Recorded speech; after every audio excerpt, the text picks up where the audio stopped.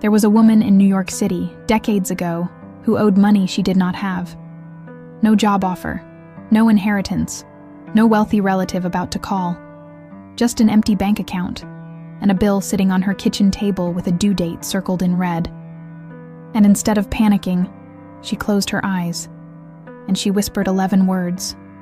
11 words that within 72 hours brought her the exact amount she needed, down to the last dollar. This is not a fairy tale. This is a documented story from the life of Florence Scovel Shinn, a woman who spent her life proving that words are not just sounds, they are commands the universe obeys. And by the end of this video, you will know the exact phrase she used. But I need you to stay with me, because if I tell you right now, without you understanding why it works, you will forget it by tomorrow. And this is not something you can afford to forget.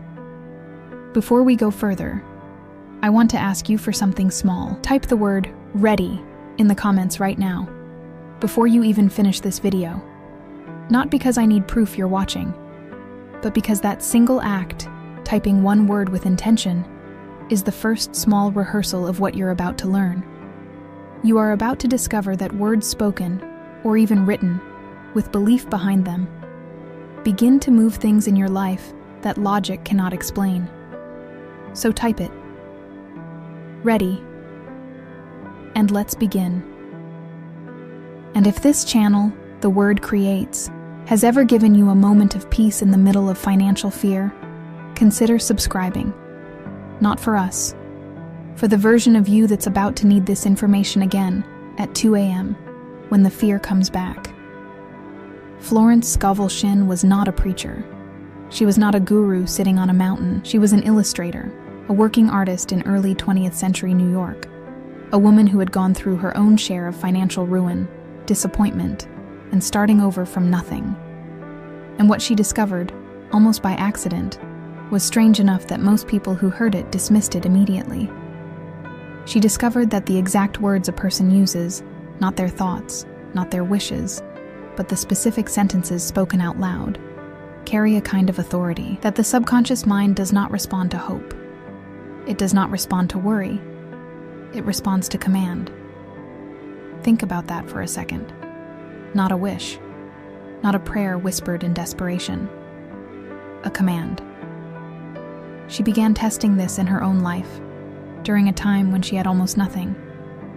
And what she found was that certain phrases, short, specific, spoken with conviction, seemed to open doors that circumstances said were closed.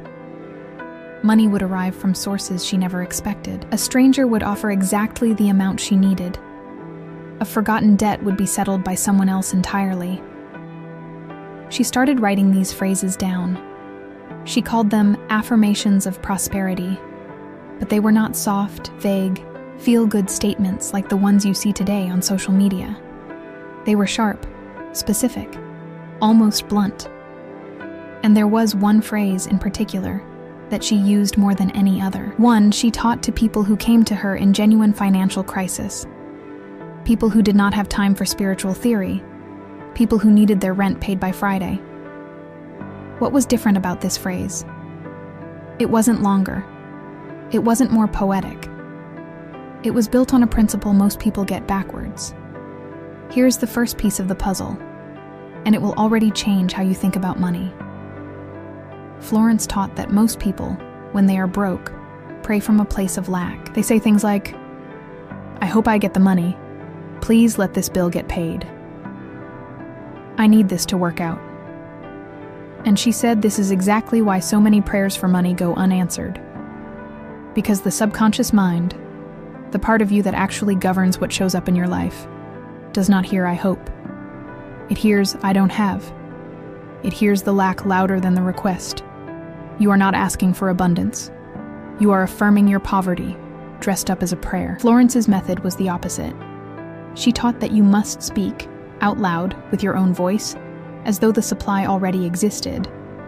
Not because you are lying to yourself, but because, in her understanding, the universe is not confused by your current bank balance. It responds to the state you occupy while you speak. This is the first revelation. The money is not the problem. The language of lack is the problem. And this single shift, from begging to declaring, was the foundation of everything Florence Scovel Shinn taught for the rest of her life. But this still isn't the phrase itself. This is the principle behind it. And here's where it gets interesting, because there's a second layer to this that almost nobody talks about. If simply declaring abundance were enough, everyone who ever said, "I am rich" in the mirror would be wealthy by now. Clearly, that's not how it works. Millions of people have repeated positive affirmations for years, with no visible change in their bank accounts. So what was different about Florence's specific approach? Why did her words seem to move money, when so many other well-intentioned affirmations fail? The answer has to do with something she rarely gets credit for understanding, long before modern psychology caught up with it. It has to do with a very specific ingredient that most affirmations are missing entirely. And to understand it, I want to tell you about the moment Florence herself discovered it. Not through theory, but through a crisis that nearly broke her. Before Florence Scovel Shinn became known for her teachings, she was, by most accounts, a woman living paycheck to paycheck as an artist in New York City. Work was inconsistent. Illustration jobs came and went, and there was a period, documented in her own writings and in accounts from those close to her, where she faced a debt she had absolutely no way to pay. It wasn't a small amount for her circumstances. It was rent. It was survival money. The kind of bill that keeps a person awake at 3 a.m., staring at the ceiling, running numbers that simply do not add up no matter how many times you calculate them. She had already tried positive thinking in the way most people attempt it. She had told herself, "It will be fine, money is coming." And nothing moved. The days passed. The due date got closer. What she describes next is the turning point of her entire philosophy. She stopped trying to convince herself that everything was fine, because deep down, she said, she didn't believe it. And her subconscious mind knew she didn't believe it.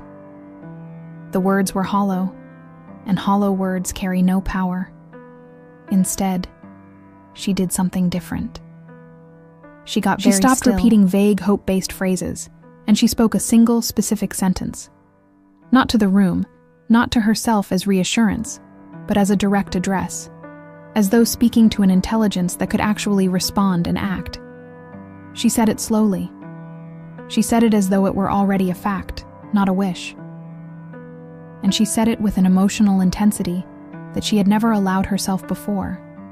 Not begging, not hoping, but expecting, the way you speak when you already know the outcome. Within days, some accounts say within 72 hours, money arrived. Not from where she expected. A payment she thought was lost came through. A client she hadn't heard from in weeks sent a check, unprompted, for almost the exact amount she needed. Florence herself called this too specific, too repeated across her own life and the lives of the people she later counseled, to be coincidence. And when she began teaching others, people writing to her in real desperation, people who had bills due in days, not months, she gave them this exact structure. Not vague positivity, a precise combination of words and feeling together. Because that was the missing ingredient. Not the words alone, the feeling behind the words, the same feeling you would have if the money were already in your hand. Here's the second revelation, and this is the part almost nobody applies correctly. Florence taught that the phrase itself was almost secondary. What mattered, what made the difference between an affirmation that works and one that does nothing, was that it had to be spoken as though it were already true, combined with the emotional certainty of someone who is not asking, but receiving. And the specific phrase she used, the one she taught again and again to people in financial crisis, was this: "I now release this debt into the law of divine circulation, and it is paid in full in ways I cannot yet imagine." Say that again in your mind, slowly. Notice what it does not say.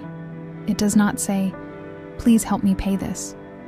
It does not say, "I hope this gets resolved."